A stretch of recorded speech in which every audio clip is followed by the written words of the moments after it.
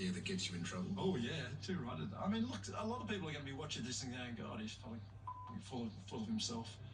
But I'm not full of myself. I simply know that I'm good at this one thing. How important has Tracy been to you through all of this?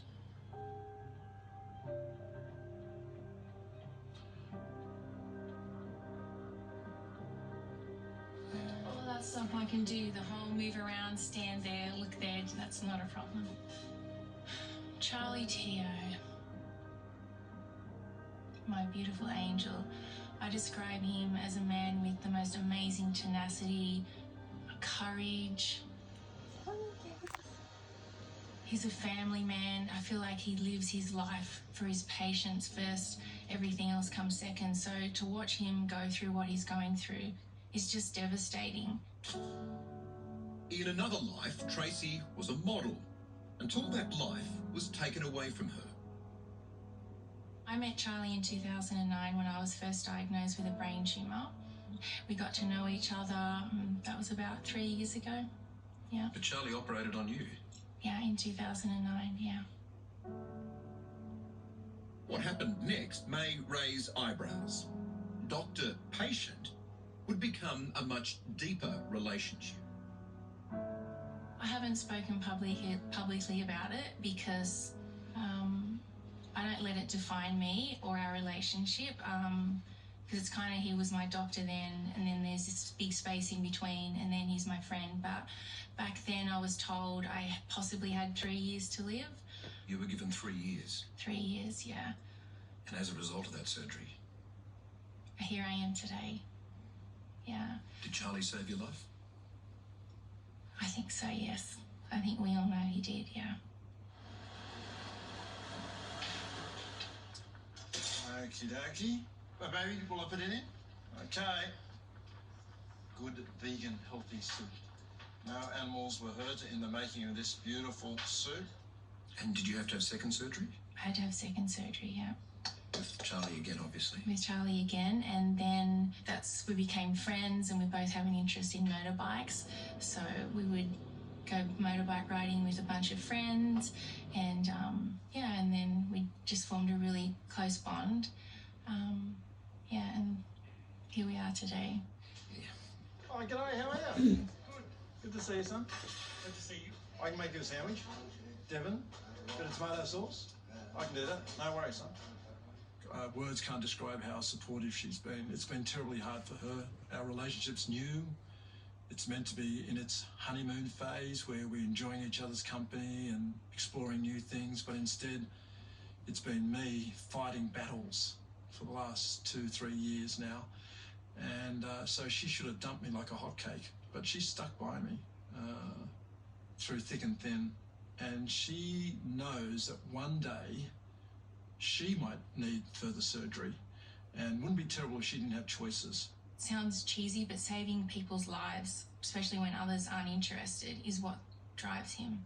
Does he ever talk to you about the risks he takes? Because his surgery is at the high end of risk-taking. These are people, as you've personally experienced, with fairly grim, diagnosis about their future. Does he talk to you about those risks? He does, but it's not like he goes in there knowing exactly what the outcome's going to be. So he kind of obviously goes into these surgery hoping for the best, expecting the worst, but hoping for the best, I guess, especially when he knows that he's going in, in an area that is obviously, sorry, here he is, a bit distracted. The man of the hour. We're talking about you. Just something you said. 3 years. Is that classic Charlie? Classic Charlie. Hey, how you going? He knows there's an interview, whatever. He tells me I have no airs and graces, but I think it goes both ways. It's been a really hard 3 years. But, to her credit, she can see the light at the end of the tunnel. Well, I'm not quite sure I can see it yet, but she can. So she's going to, well, hopefully she'll stick with me.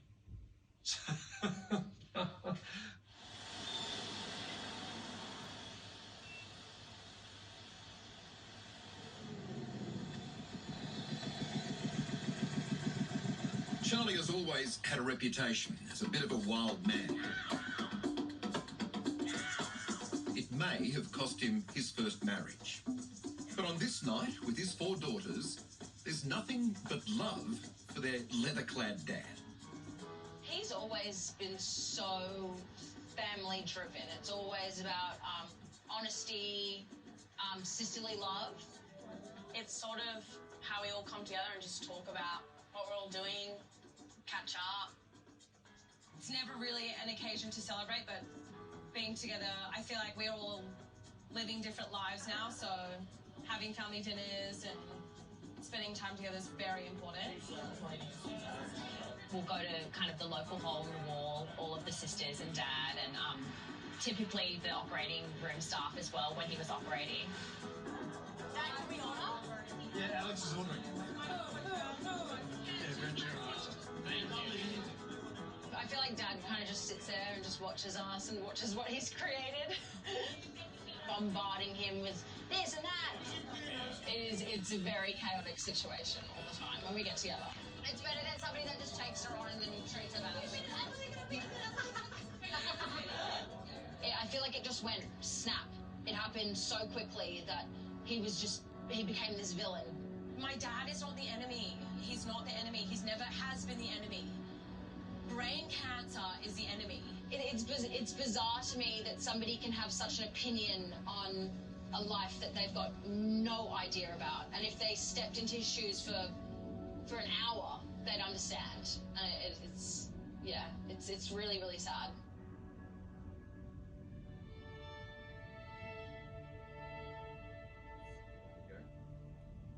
Oh, it's warm out here. Because some of his detractors, if you listen to them, Charlie Teo's a cowboy. Shouldn't be allowed to operate. It's dangerous. It's too risky. But if I'm willing to take that risk, why can't I make that choice? It's my life, not yours. If I'm given all the info, which he does give me, he always tells me the risk, and I choose to take that risk, then back off. It's my choice. Your life, your choice. Exactly. I love you more than the most ever. Yep. And I want to be here. I've done 11,000 brain operations over a 40-year career. You know, sure, some people are suing me now because they're being opportunistic and they realise that Charlie Teo is sort of down and out and we want to kick him in the guts. But really, I've never been sued until now. And so long as if I don't have bad outcomes, believe me, you know, I have bad outcomes, probably more than most people because I do these really difficult tumours. Just to correct you on one point, though, I mean, you have settled some cases, haven't you? There was a case in 2018 that was settled. Yeah, look. So you have been sued before? Sued but no fault. Next, you've operated in India for 15 years. Yes. Oh my God, you're gorgeous. This kid's dying, the tumour's massive. This is as bad as you. It's as bad as it gets, yeah. We're here to save his life. Irrigation? Right there.